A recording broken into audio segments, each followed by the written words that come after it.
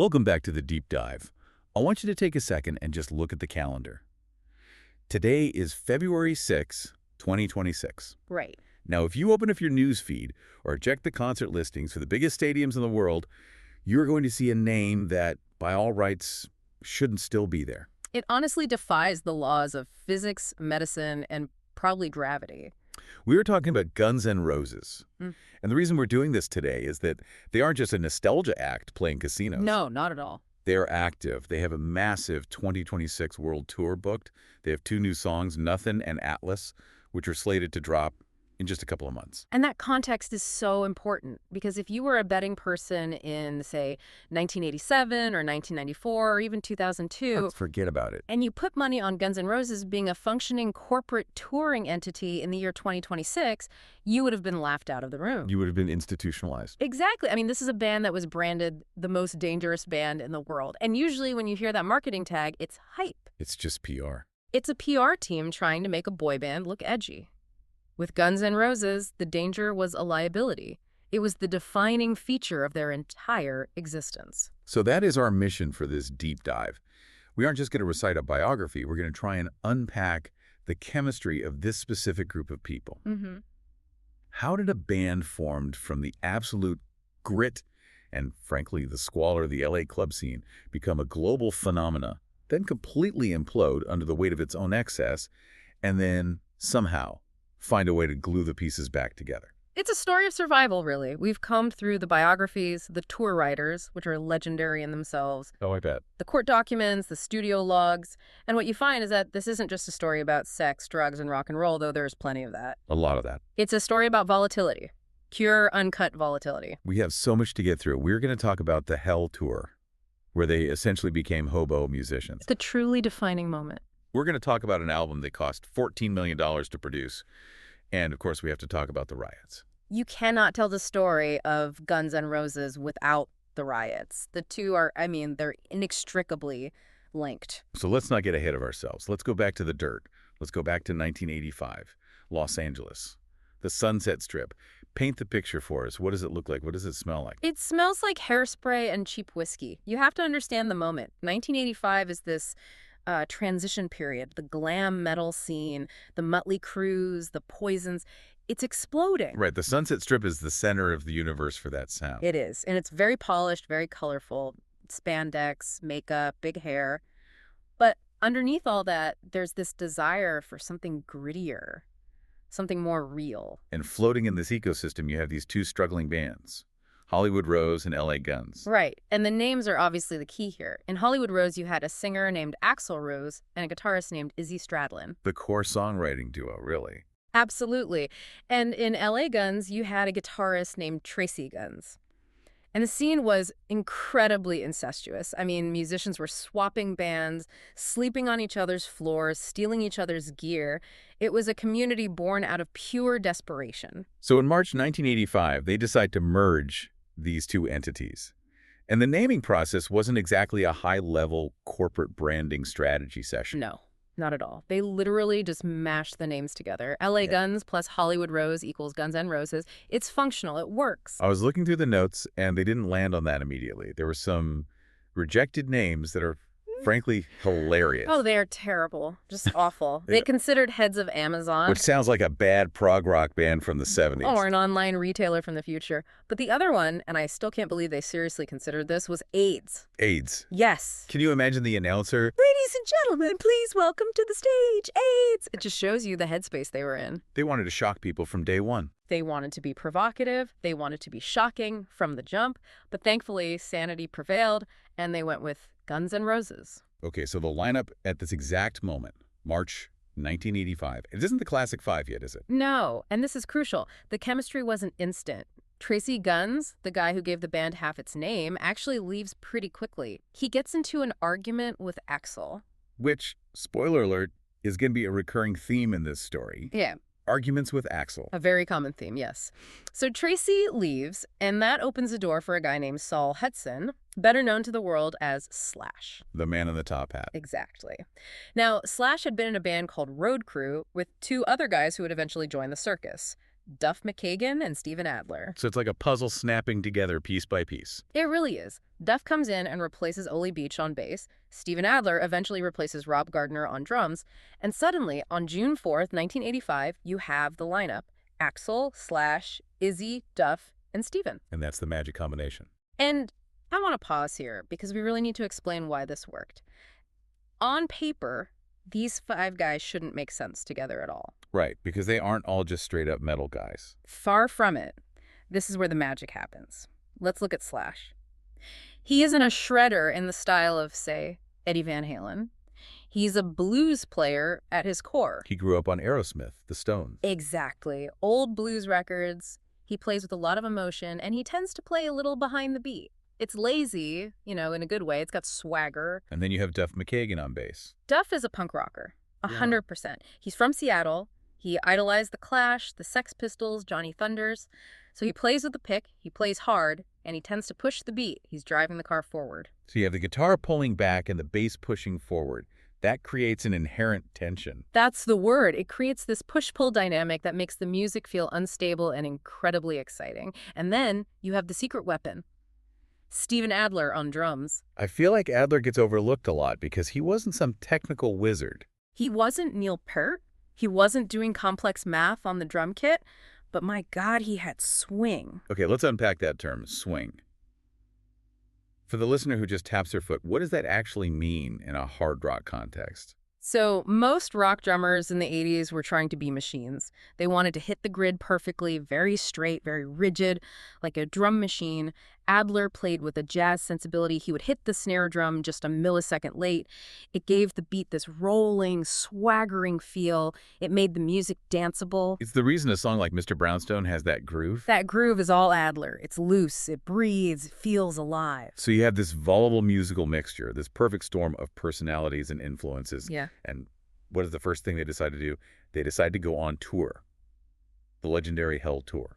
This is the origin story. This is the crucible. They decide to book a West Coast run, going from Sacramento up to Duff's hometown of Seattle. They call it a tour, but that's a very generous term. And transportation was also a generous term for what they had. They had 2 beat-up vans, and in true rock and roll fashion, they get on the road, and almost immediately, the Funk's van breaks down. So they all pile into the second van. And then, maybe 100 miles later, the second van breaks down. So now you have 5 guys, hair teased up, wearing leather, tattoos, looking like absolute freaks to the average person in 1985 stranded on the side of the highway. What do? They leave the gear, they grab their guitars, just the essentials, what they can carry, and they stick their thumbs out. They hitchhike. They hitchhiked all the way to Seattle. They hitchhiked for hundreds and hundreds of miles. And we aren't talking about a fun road trip. This was brutal. They were starving. There are stories of them finding an onion field, stealing onions, and trying to roast them over a fire just to have something, anything to eat. That is insane. It sounds like something out of a Steinbeck novel. It is. But Duff McKagan later said this is the most defining moment of their lives. He said that when you are stripping down to nothing, starving on the side of the road with 4 other guys, you either kill each other or you become brothers. And they became brothers. They missed most of the gigs. They barely played any music on that tour, but they learned how to survive as a unit. That trip forged them. So they limp back to Los Angeles. They are broke, but they are bonded. And they move into a place that becomes known as the Hell House. Which was, again, a very generous term for what it was. It was a tiny 1-room apartment that was also their rehearsal space. No furniture, just mattresses on the floor, empty bottles of Night Train wine, pizza boxes, and 5 guys living on top of each other. And amidst this squalor, they are writing the songs that are going to change the world. They're playing the Troubadour, the Roxy, and the buzz is starting to build. The industry is noticing. The label starts sniffing around, and this is where we see the band's integrity early on. They had a huge offer from Chrysalis Records. It was the best financial offer on the table by far. But they turned it down. Why? Chrysalis wanted to change them. They looked at Guns N' Roses and saw a rough diamond that needed polishing. They wanted to change the image, maybe tweak the sound to be more radio-friendly. To make them more like Bon Jovi or Poison. Exactly. And even though they were literally starving, the band said no. That takes a staggering amount of confidence. Or delusion. A bit of both, probably. They eventually signed with Geffen Records in March 1986. The advance was smaller, only $75,000, which split 5 ways, and after paying debts, isn't a fortune. It's nothing. But Geffen offered them the one thing they wanted more than money. Absolute, 100% creative control. They bet on themselves. They knew that their danger, that grit we talked about, was the product. If you polished it, you ruined it. Okay, so they signed the deal. They need to get some product out to keep the momentum going while they record the debut album. So they release an EP called Live, at like a suicide. A brilliant bit of marketing, really. It sounds incredibly raw. You hear the crowd screaming. You hear the banter between songs. It established them as this ferocious, must-see live act. But there is a catch, a big catch. The catch is that it wasn't live, not even a little bit. It was studio demos they had already recorded. They just took those tapes and dubbed crowd noise over the top. That is hilarious. It's literal fake it till you make it. It was strategic. They needed the world to think they were conquering the club, so they just manufactured the sound of a conquered club, and it worked. It bought them the time they needed to enter the studio for the main event, Appetite for Destruction. July 1987, the album drops. And today, we look at Appetite as this monolithic juggernaut. 30 million copies sold. They're the best-selling debut album of all time. But when it first came out, nothing. Crickets. I mean, dead in the water. It debuted at number 182 on the Billboard 200. It was a total flop. What was the problem? Was the music just too aggressive for the time? The music was aggressive, but the biggest hurdle was the cover art. We have to talk about the original cover. It was a painting by Robert Williams. It wasn't the cross with the skulls that we all know from the T-shirts. No, the original painting depicted a robotic rapist who had just assaulted a woman, and he was about to be attacked by this metallic, vengeful monster. Yeah. It was incredibly graphic, disturbing, and deeply controversial. And retailers just said, no way. Walmart, Kmart, all the big record store chains, they refused to stock it, so the band had to compromise. They moved the controversial art to the inside sleeve and put the now famous tattoo design, the Celtic cross, with the 5 skulls on the cover. But even with the new, less offensive cover, radio wasn't touching it. Yeah? MTV wasn't touching it. They were just viewed as too dirty, too dangerous. They were completely stuck. So the story goes that David Geffen, the head of the label, decided to call in a personal favor. He called the head of programming at MTV and begged him. He said, just play the video for Welcome to the Jungle one time. Just once, as a personal favor to me. And MTV agreed. Reluctantly, they agreed to play it one time at 4 a.m. on a Sunday morning. The graveyard slot. The slot where music videos go to die. Exactly. They thought nobody would see it. But here's the thing about the Guns N' Roses demographic. The misfits, the rockers, the night owls, the bad kids, they were awake at 4 a.m. on a Sunday. And what happened? The switchboards at MTV lit up like a Christmas tree. Kids were calling in, just flooding the line, saying, "What was that? Who was that guy with the teased hair screaming at the bus? Play it again." It was a grassroots explosion fueled by insomnia.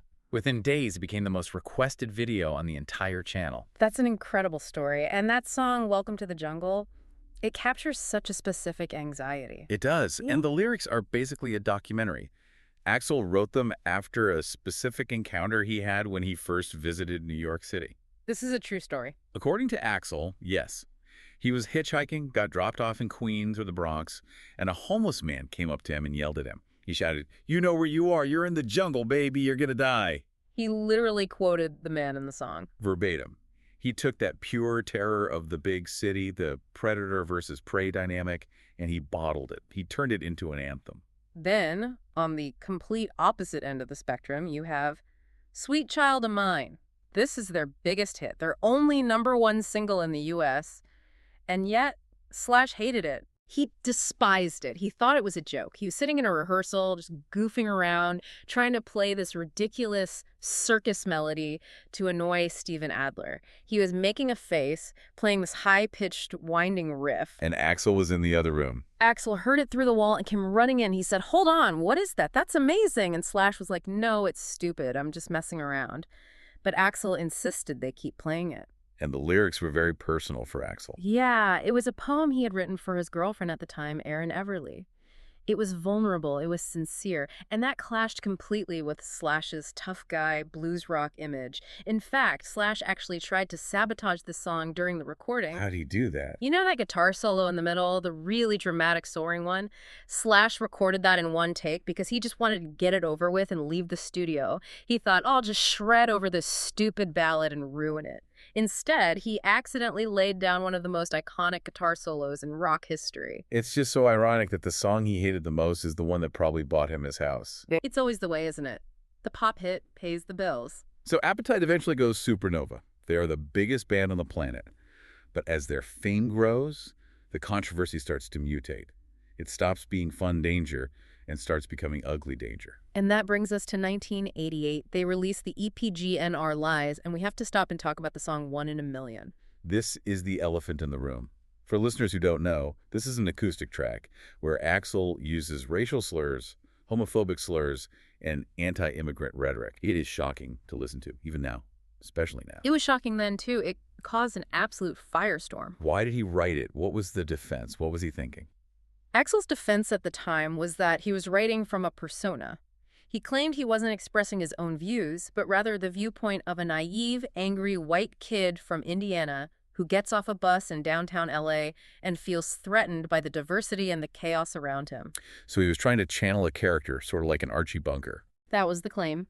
He called it immersive journalism or satire. He said, "I'm not saying I hate these people. I'm saying this character is ignorant and afraid." But the problem, obviously, is that the song doesn't really frame it as satire. It just sounds like pure venom. And in the rest of the band, I mean, Slash is half black. His mother was a famous African-American costume designer. That must have been an incredibly difficult position for him to be in.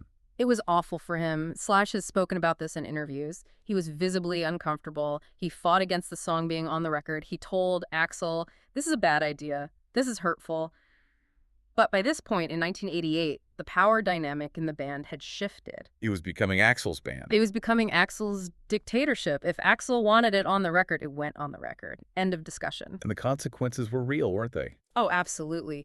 They were kicked off the bill for an ACT-UP benefit concert, which was a major AIDS charity. Later, at the Freddie Mercury tribute concert, Freddie was obviously a gay icon. There were protests outside.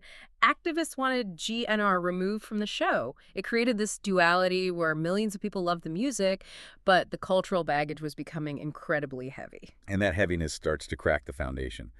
We move into the Use Your Illusion era. 1990, the first domino falls.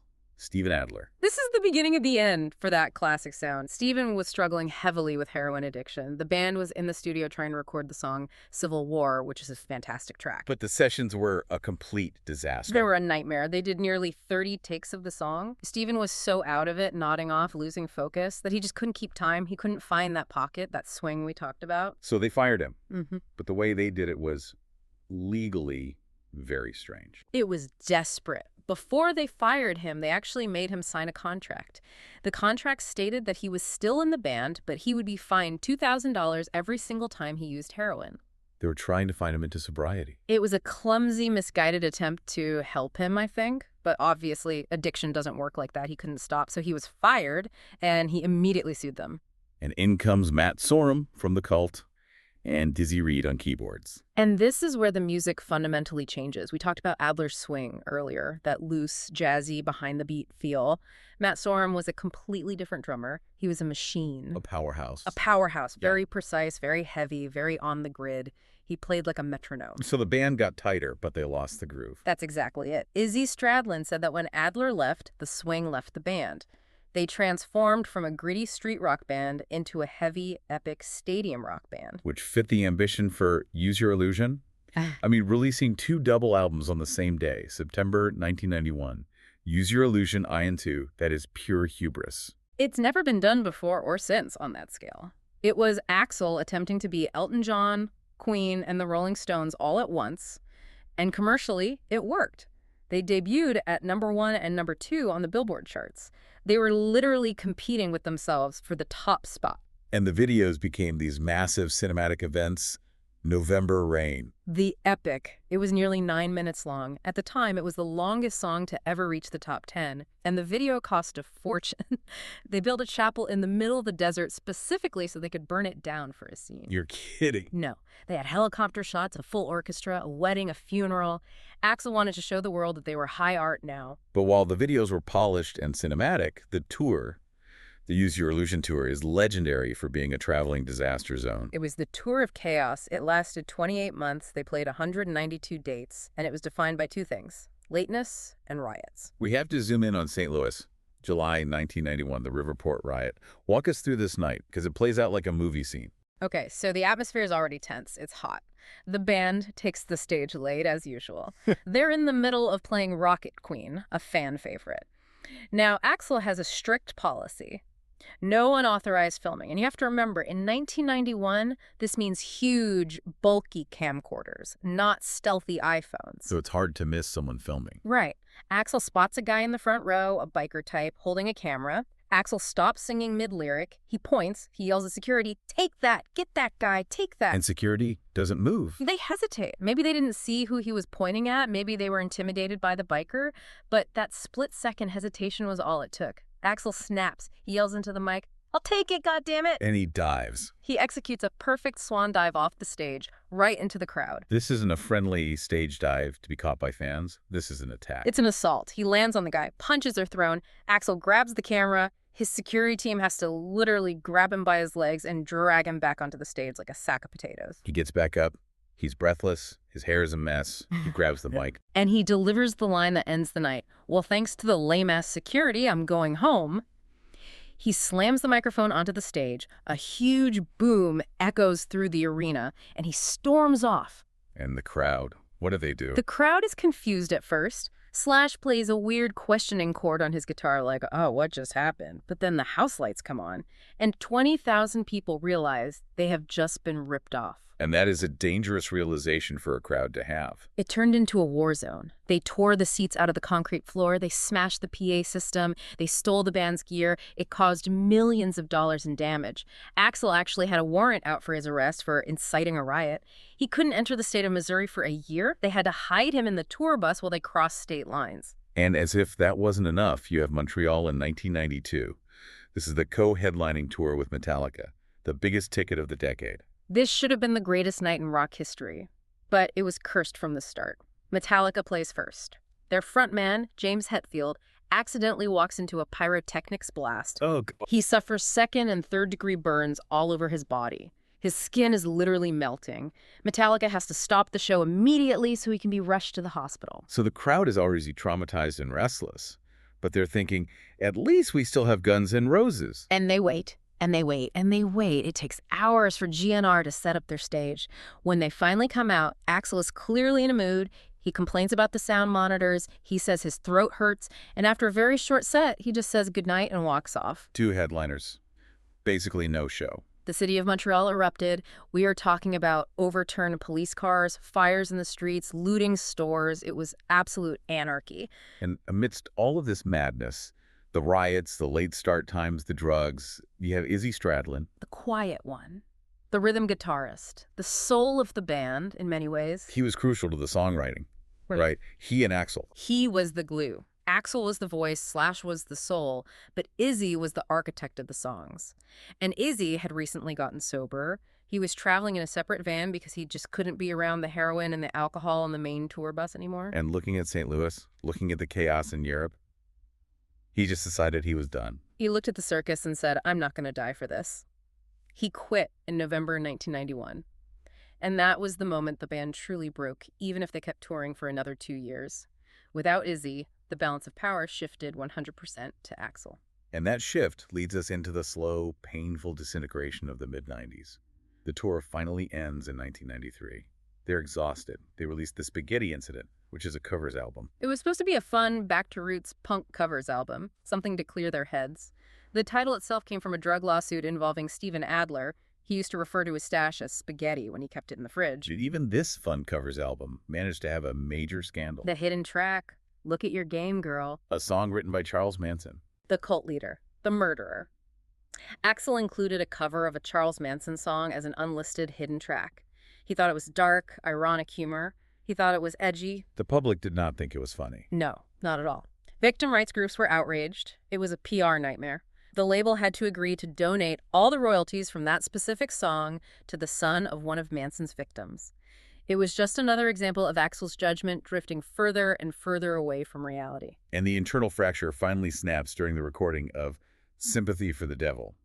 This is 1994.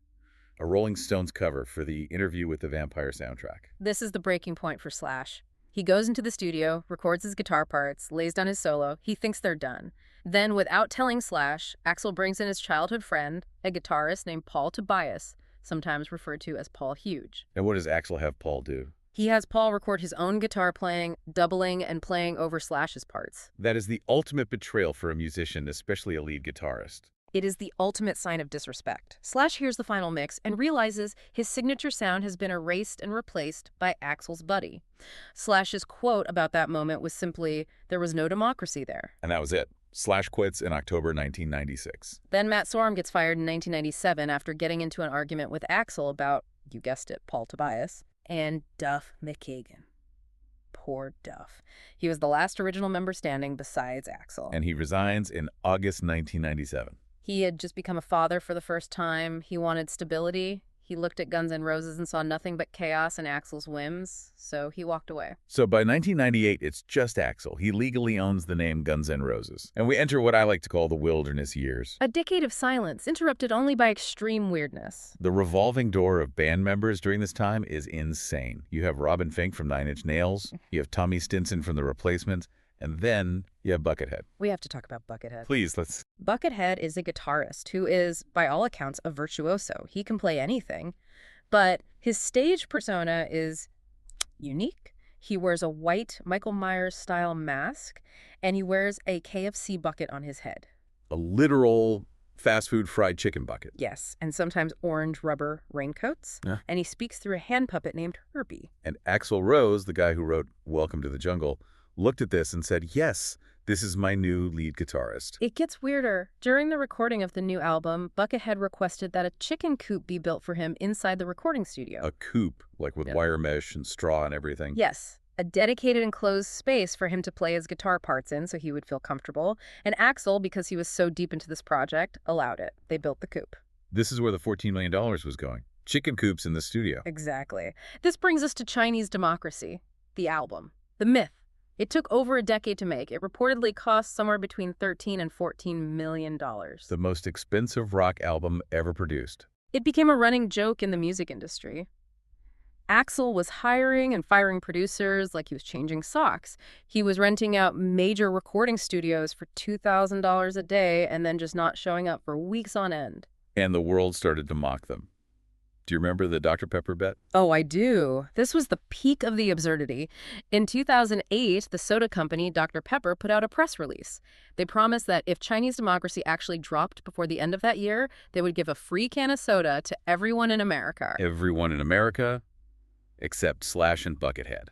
That was the official stipulation. It was a corporate troll job. Yeah. Axl actually responded on his website saying he would share his Dr. Pepper with Buckethead, but not Slash. And then miraculously, in November 2008, the album actually came out. It did. It was a Best Buy exclusive, and it was fine. That's the tragedy, isn't it? After all that time and money, it wasn't a masterpiece, but it wasn't terrible. It wasn't bad. There's some great songs on it. Better is a fantastic song. But it wasn't the second coming of Christ. It was a dense, overproduced, industrial rock album. It lacked that raw chemistry we talked about at the beginning. It lacked the friction of Slash and Duff and Izzy. So for years, Axl tours this new version of the band. People assume the classic lineup is dead and buried forever. In 2012, an interviewer asked Axl if the original lineup would ever reunite.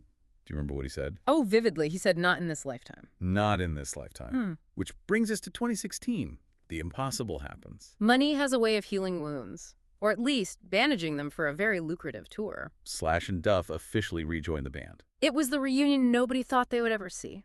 And in a stroke of marketing genius, they named the tour the Not in This Lifetime Tour. They owned the quote.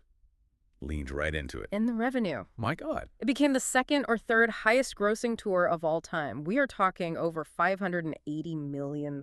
But of course, it's Guns N' Roses. It couldn't start perfectly. There had to be some chaos. Of course not. The very first warm-up gig at the Troubadour back, where it all started in 1985, Axl slips on a wet spot on stage. And breaks his foot? He shatters a bone in his foot. So for the kickoff of the biggest rock reunion in history, the frontman is in a cast. So what did he do? He called Dave Grohl. Right. Dave Grohl from the Foo Fighters had broken his leg a year prior and had this ridiculous, giant, illuminated guitar throne built so he could sit and play shows. So Axl borrowed the throne. It's such a bizarre image. The most dangerous singer in rock, sitting on a borrowed throne like a king on Game of Thrones, screaming his lungs out. But it worked. And more importantly, on that tour, they showed up on time. That was the big change, wasn't it? The chaos was managed, the production was slick, it was a well-oiled, professional machine. And since then, they've kept that machine running. They released the Appetite Locked and Loaded box set. They started releasing new singles. Yeah, they went back into the vault. Songs like Absurd and Hard School came out in 2021. These were actually reworked tracks from the Chinese Democracy sessions that didn't make the original album. Absurd definitely has that industrial Nine Inch Nails vibe. It does. It's aggressive. It shows they are trying to bridge the gap between the old sound and Axl's newer, more industrial vision. But it hasn't been entirely without hiccups. Glastonbury 2023. Yeah, that was a rough patch. They headlined the festival, but the reviews were scathing. Fans and critics complained about the sound mix. They said Axl's vocals were cutting in and out or that he sounded weak. The band blamed the BBC, right? They blamed the broadcast mix. But it was a reminder that these guys are getting older. Axl isn't 25 anymore. Maintaining that voice, which is an incredibly difficult and punishing way to sing, is a challenge. And the lineup continues to evolve. Even now, we're looking at this from our vantage point in February 2026. Just last year, in March 2025, Frank Ferrer, and he had been their drummer for nearly 20 years.